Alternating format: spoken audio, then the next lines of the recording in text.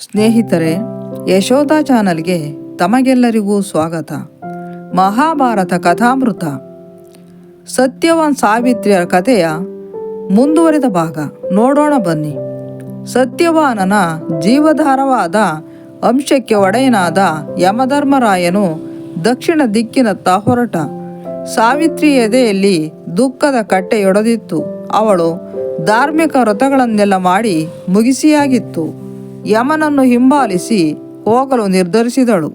ಸಾವಿತ್ರಿಯು ತನ್ನನ್ನು ಹಿಂಬಾಲಿಸಿ ಬರುತ್ತಿರುವುದನ್ನು ಕಂಡ ಯಮನು, ಸಾವಿತ್ರಿ, ಇನ್ನು ನಿಲ್ಲು. ಮೃಣ್ಮಯ ಶರೀರ ಎಲ್ಲಿಯವರೆಗೆ ಬರಬಹುದೋ ಆ ಸರಹದ್ದಿನವರೆಗೆ ನೀನು ಬಂದಿದ್ದೀಯೆ. ನಿನ್ನ ಗಂಡ ಗತಿಸಿದ್ದಾನೆ. ಹಿಂದಿರುಗಿ ಹೋಗಿ ಅವನ ಅಂತ್ಯ ಸಂಸ್ಕಾರಗಳನ್ನು ನಡೆಸು ಎಂದು ನುಡಿದ. ಸಾವಿತ್ರಿಯು ಯಮನಿಗೆ ಹೇಳಿದಳು, ನನ್ನ ಪತಿ ಎಲ್ಲಿಗೆ ಹೋಗಲಿ, ನಾನು ಅವನನ್ನು ಹಿಂಬಾಲಿಸುವೆ. ಅವನು ಬಲಾತ್ಕಾರದಿಂದ ಹೋಗುತ್ತಿರಬಹುದು ಅಥವಾ ಸ್ವಂತ ಇಚ್ಛೆಯಿಂದ ಹೋಗುತ್ತಿರಬಹುದು. ಆದರೆ ನನ್ನ ಸ್ಥಾನವಿರುವುದು ಅವನೊಟ್ಟಿಗೆ. ಆದ್ದರಿಂದ ನಾನು ಅವನನ್ನು ಹಿಂಬಾಲಿಸಿ ಬರುತ್ತಿದ್ದೇನೆ. ಇದು ಅನಾದಿಯಿಂದ ನಡೆದು ಬಂದಿರುವ ಸಂಪ್ರದಾಯ. ನಾನು ವ್ರತ, ತಪಸ್ಸು, ಧ್ಯಾನಗಳ ಸಾತ್ವಿಕ ಜೀವನ ನಡೆಸಿದವಳು. ನಾನು ಯಾವತ್ತೂ ಹಿರಿಯರನ್ನು, ಶ್ರೇಷ್ಠರನ್ನು ಗೌರವಿಸಿದವಳು. ನಾನು ನನ್ನ ಗಂಡನಿಗೆ ನಿಷ್ಠಳಾದ ಪ್ರೀತಿಯ ಪತ್ನಿ. ಯಮದೇವತೆಯೇ, ನೀವಾದರೂ ನನ್ನ ಬಗ್ಗೆ ದಯಾಪೂರ್ಣರಾಗಿರುವಿರಿ.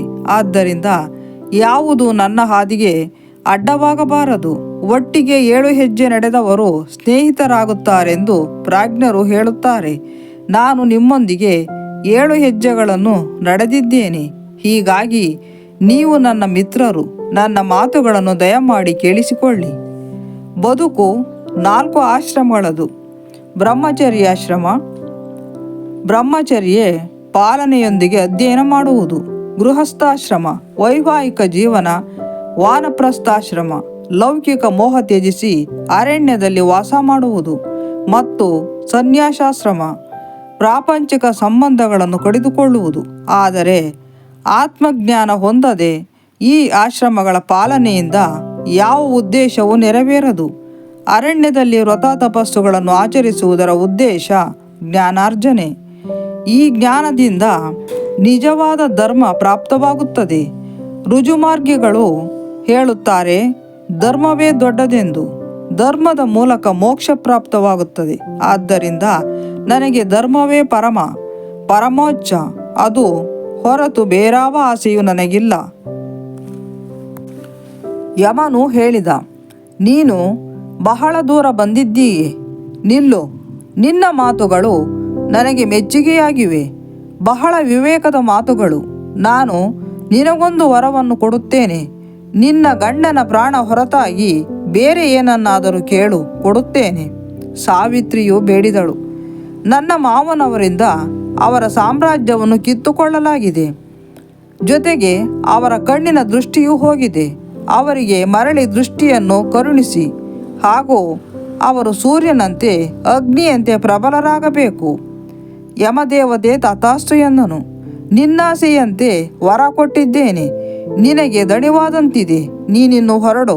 ಸಾವಿತ್ರಿ ಹೇಳಿದಳು, ನಾನು ನನ್ನ ಗಂಡ ಇರುವಲ್ಲಿ ಇದ್ದೇನೆ. ಹೀಗಿರುವಾಗ ನನಗೆ ದಣಿವಾಗುವುದೆಂತು? ನನ್ನ ಗಂಡನಿಗೆ ಏನಾಗುತ್ತದೋ ಅದು ನನಗೂ ಆಗುತ್ತದೆ. ದೇವಲೋಕದ ದೇವಾನುದೇವನೇ, ನೀನು ನನ್ನ ಗಂಡನನ್ನು ಎಲ್ಲಿಗೆ ಒಯ್ಯುವೆಯೋ ಅಲ್ಲಿಗೆ ನಾನು ಅವನನ್ನು ಹಿಂಬಾಲಿಸಿ ಬರುತ್ತೇನೆ. ನನ್ನ ಮಾತನ್ನು ಕೇಳಿಸಿಕೋ. ರುಜುಜೀವಿಗಳನ್ನು ಒಂದೇ ಒಂದು ಸಲ ಸಂಧಿಸಿದರೂ ಅದರಿಂದ ಸಂತೋಷ ಪ್ರಾಪ್ತವಾಗುತ್ತದೆ. ನಂತರ ಅವರು ಮಿತ್ರರಾಗುತ್ತಾರೆ ಎಂದು ಹಿರಿಯರು ಹೇಳುತ್ತಾರೆ. ಹಾಗೂ ಸಜ್ಜನರ ಗುಣಶೀಲರ ಸಂಘ ಯಾವತ್ತೂ ನಿಷ್ಫಲವಾಗದು ಎಂದು ಅವರು ಹೇಳುತ್ತಾರೆ ಎಂದೇ ನಾವು ಯಾವಾಗಲೂ ಸಜ್ಜನರ ಸಂಘ ಮಾಡಬೇಕು. ಯಮ ಸಾವಿತ್ರಿಯ ಮಾತಿಗೆ ತಲೆದೂಗಿದ. ನಿನ್ನ ಮಾತುಗಳು ಅಪ್ಯಾಯಮಾನವಾಗಿದೆ ಹಾಗೂ ಬುದ್ಧಿಜೀವಿಗಳಿಗೆ ಚೈತನ್ಯದಾಯಕವಾಗಿವೆ. ನಾನು ನಿನಗೆ ಇನ್ನೂ ಒಂದು ವರ ಕೊಡುತ್ತೇನೆ. ನಿನ್ನ ಗಂಡನ ಜೀವವೊಂದನ್ನು ಬಿಟ್ಟು ಏನು ಬೇಕೋ ಕೇಳು. ನನ್ನ ಮಾವನಿಗೆ ಅವರು ಕಳೆದುಕೊಂಡಿರುವ ಸಿಂಹಾಸನ ಮರಳಿ ಸಿಗುವಂತಾಗಲಿ ಹಾಗೂ ಅವರು ರುಜುಜೀವನ ನಡೆಸುವಂತಾಗಲಿ. ಆಯಿತು, ತಥಾಸ್ತು, ನೀನಿನ್ನು ಹೊರಟು ಮತ್ತೆ ನನ್ನನ್ನು ಹಿಂಬಾಲಿಸಿ ಬರಬೇಡ ಎಂದನು ಯಮದೇವತೆ. ಸಾವಿತ್ರಿ ನಂತರ ನುಡಿದಳು, ನೀನು ಸಕಲ ಜೀವಿಗಳಿಗೂ ನಿಯಮಗಳನ್ನು ವಿಧಿಸುತ್ತೀಯೆ ಹಾಗೂ ನೀನು ಆ ನಿಯಮಗಳಿಗೆ ಬದ್ಧನಾಗಿರುವೆ. ಆದರೆ ನೀನೇ ನ್ಯಾಯವಲ್ಲ, ನೀನು ಹಿಡಿದದ್ದೇ ದಾರಿಯಲ್ಲ. ಆದ್ದರಿಂದಲೇ ನೀನು ಯಮ, ಪ್ರತಿಬಂಧಕ. ನನ್ನ ಮಾತನ್ನು ಮತ್ತೊಮ್ಮೆ ಲಾಲಿಸು. ಎಲ್ಲ ಕಾಲದಲ್ಲೂ ಎಲ್ಲರಿಗೂ ಒಳಿತನ್ನು ಮಾಡುವುದು ಸದ್ಗುಣಿಗಳ ಕರ್ತವ್ಯ. ಕಾಯ ವಾಚ ಮನಸ ಸಹಾಯ ಮಾಡಬೇಕು, ನೋವುಂಟು ಮಾಡಬಾರದು ಹಾಗೂ ದಾನ ಧರ್ಮ ಮಾಡಬೇಕು. ಇದು ಶಾಶ್ವತ ನಿಯಮ. ಸಜ್ಜನರು ಉಳಿದವರಿಗೆ ನ್ಯಾಯ ಪ್ರೀತಿಗಳನ್ನು ತೋರಬೇಕು. ಬಹುಶಃ ಪ್ರಪಂಚವನ್ನು ಉಳಿಸಿರುವುದು ಇದೆ.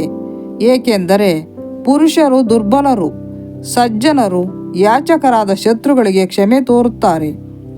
ಯಮನು ಹೇಳಿದನು, ಶುಭ ಸಂಗತಿಗಳ ಹರಿಕಾರಳು ನೀನು. ನಿನ್ನ ಮಾತುಗಳು ಬಾಯಾರಿದವನಿಗೆ ನೀರಿನಂತಿದೆ. ಇನ್ನೊಂದು ವರವನ್ನು ಕೇಳು, ಕೊಡುತ್ತೇನೆ. ಆದರೆ ಸತ್ಯವಾನನ ಜೀವವನ್ನು ಕೇಳಬೇಡ.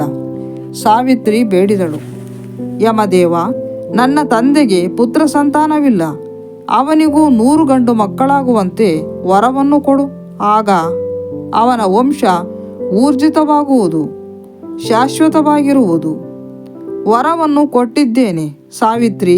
ನಿನ್ನ ತಂದೆಗೆ 100 ಪುತ್ರರು ಜನಿಸುತ್ತಾರೆ. ಅವನ ವಂಶವು ಮುಂದುವರಿಯುವುದು. ನೀನಿನ್ನು ಹಿಂದಿರುಗು. ರಾಜಕುಮಾರಿ, ನೀನು ಬಹಳ ದೂರ ಬಂದಿದ್ದೀಯೆ. ಇನ್ನು ನಿಲ್ಲು.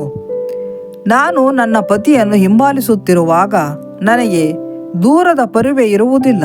ಆದರೆ ನನ್ನ ಮನಸ್ಸು ಅದಕ್ಕೂ ಹೆಚ್ಚು ದೂರದಲ್ಲಿ ಇದೆ. ಯಮರಾಜ, ನೀನು ಅಷ್ಟೇ. ಪಯಣದ ಈ ನಿಲುಗಡೆಯಲ್ಲಿ ನನ್ನ ಮಾತುಗಳನ್ನು ಕೇಳಿಸಿಕೋ. ನೀನು ಮಹಾನ್ ಶಕ್ತಿಶಾಲಿ, ವಿವಸ್ವತನ ಪುತ್ರನು. ಆದ್ದರಿಂದಲೇ ನಿನ್ನನ್ನು ವೈವಸ್ವತ ಎಂದು ಕರೆಯಲಾಗುತ್ತದೆ. ನೀನು ಧರ್ಮರಾಜ, ನ್ಯಾಯದ ಅಧಿದೇವತೆ. ಸೃಷ್ಟಿಯ ಸಕಲ ಚರಾಚರಗಳಿಗೂ ನೀನು ಒಂದೇ ವಿಧವಾದ ನ್ಯಾಯವನ್ನು ಅನ್ವಯಿಸುವೆ. ಯಾರು ಅದರಲ್ಲಿ ಹೆಚ್ಚಿನ ನಂಬಿಕೆಯನ್ನು ವ್ಯಕ್ತಪಡಿಸುವರೋ ಅವರು ಧರ್ಮನಿಷ್ಠೆಯಲ್ಲಿ ಅನ್ಯರಿಗಿಂತ ಮಿಗಿಲಾಗುತ್ತಾರೆ ಎಂದೇ ಜನರು ಧರ್ಮನಿಷ್ಠೆ, ನ್ಯಾಯನಿಷ್ಠೆಯಲ್ಲಿ ನಿಕಟ ಮೈತ್ರಿಯನ್ನು ಅಪೇಕ್ಷಿಸುತ್ತಾರೆ. ಒಳ್ಳೆಯತನ ಮಾತ್ರ ಪ್ರತಿಯೊಬ್ಬರಲ್ಲೂ ಆತ್ಮವಿಶ್ವಾಸಕ್ಕೆ ಸ್ಫೂರ್ತಿದಾಯಿಯಾಗುತ್ತದೆ ಎಂದೇ ನ್ಯಾಯನಿಷ್ಠೆ ಧರ್ಮಶೀಲರಲ್ಲಿ ನಂಬಿಕೆಯನ್ನು ವೃದ್ಧಿಸುತ್ತಾ ಹೋಗುತ್ತದೆ. ಯಮನು ಹೇಳಿದನು, ಸಾವಿತ್ರಿ, ನೀನು ಹೇಳಿದ ಈ ಮಾತುಗಳನ್ನು ನಾನು ಬೇರೆ ಯಾರಿಂದಲೂ ಕೇಳಿಲ್ಲ. ನೀನು ಏನು ಹೇಳುವೆಯೋ ಅದು ಸಂತೋಷಕರವಾದುದು. ಇನ್ನೊಂದು ವರವನ್ನು ಕೇಳು, ಕೊಡುತ್ತೇನೆ. ನಂತರ ಇಲ್ಲಿಂದ ಹೊರಡು. ಆದರೆ ಸತ್ಯವಾನನ ಜೀವ ಮಾತ್ರ ಕೇಳಬೇಡ. ಸಾವಿತ್ರಿಯು ಬೇಡಿದಳು, ನನಗೆ ಮತ್ತು ಸತ್ಯವಾನನಿಗೆ 100 ಮಂದಿ ಪುತ್ರರ ಸಂತಾನವನ್ನು ಕರುಣಿಸು. ಅವರು ವಂಶಕ್ಕೆ ಗೌರವ ತರಲಿ. ಇದು ನಾನು ನಿನ್ನನ್ನು ಬೇಡುತ್ತಿರುವ 4ನೆಯ ವರ. ತಥಾಸ್ತು ಎಂದ ಯಮದೇವ. ಆಯಿತು, ನಿನ್ನ ಮನಸ್ಸು ಆನಂದ ಸಾಗರದಲ್ಲಿ ಮೀಯಿಸುವಂಥ 100 ಮಂದಿ ಪುತ್ರರು ನಿನಗೆ ಜನಿಸುವರು. ನೀನಿನ್ನು ಹೊರಡು. ಸಾವಿತ್ರಿ ಹೇಳಿದಳು, ಧರ್ಮಾತ್ಮರು ಯಾವಾಗಲೂ ನೀತಿಯನ್ನು ಪಾಲಿಸುತ್ತಾರೆ. ಧರ್ಮನಿಷ್ಠರು ನ್ಯಾಯನಿಷ್ಠರ ನಡುವೆ ನಡೆಯುವ ಮಾತುಕತೆಯು ಸದಾ ಫಲಪ್ರದವಾಗಿರುತ್ತದೆ. ಭೂತಕಾಲ ಮತ್ತು ವರ್ತಮಾನ ಕಾಲಗಳು ಧರ್ಮಾಧಾರಿತ ಹಾಗೂ ಧರ್ಮನಿಷ್ಠರ ಸಹವಾಸದಲ್ಲೇ ಸುಖಿಗಳು. ಅವರೆಂದು ತಮ್ಮ ಧಾರ್ಮಿಕ ನಡೆನುಡಿಗಳಿಗೆ ವಿಷಾದಿಸುವುದಿಲ್ಲ ಅಥವಾ ಧಾರ್ಮಿಕ ನಡೆನುಡಿಗಳಿಂದ ಹಿಂದೆ ಸರಿಯುವುದಿಲ್ಲ. ಅವರು ತಮ್ಮ ಸತ್ಯನಿಷ್ಠೆಯಿಂದ ಸೂರ್ಯ ಸಮಾನರು ಹಾಗೂ ತಪಸ್ಸಿನಿಂದ ಧರಿತ್ರಿ ಪಾಲಕರು.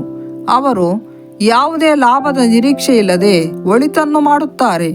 ಅವರಿಗೆ ಈ ಧರ್ಮ ಮತ್ತು ಒಳಿತುಗಳ ಶಾಶ್ವತವಾದ ರೂಢಿ ಸಂಪ್ರದಾಯಗಳ ಅರಿವಿದೆ ಎಂದೇ ಅವರು ಸ್ವಾರ್ಥ ಲಾಲಸೆಯ ಬಗ್ಗೆ ಯೋಚಿಸದೆ ಯಾವುದು ಧರ್ಮವೋ ಅದನ್ನು ಮಾಡುತ್ತಾರೆ.